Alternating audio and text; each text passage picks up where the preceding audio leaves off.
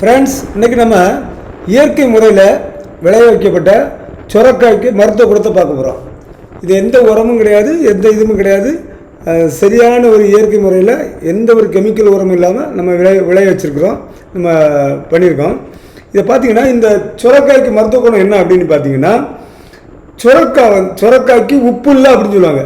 சுரக்காய்க்கு உப்பு இல்லை அப்படின்னு சொல்லுவாங்க. ஏன் அப்படின்னா இது உப்பு நோய்க்கு ரொம்ப மருத்துவ குணமாக இருந்தது.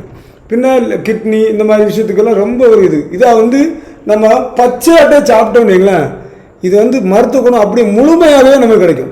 இது என்ன பண்ணணும்னா, நம்ம கட் பண்ணிவிட்டு இதை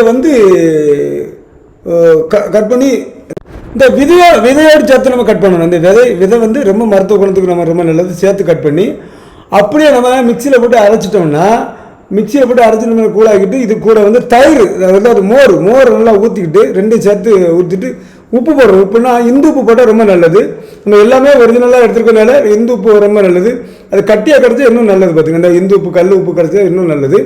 இதை போட்டு நம்ம ரொம்ப மிக்ஸ் பண்ணிவிட்டு அப்படியே பச்சையாட்டை நம்ம குடிக்கும்போது ரொம்ப ஒரு மருத்துவ குணம் வாய்ந்தது. இது அதுக்கு மட்டும் இல்லை, இது சகல வியாதிக்கும் மருந்தாக இருக்கும். ரொம்ப ஒரு நல்ல விஷயம். நீங்கள் உங்களுக்கு பிடிச்சிருந்தால் கமெண்ட் பண்ணுங்கள்.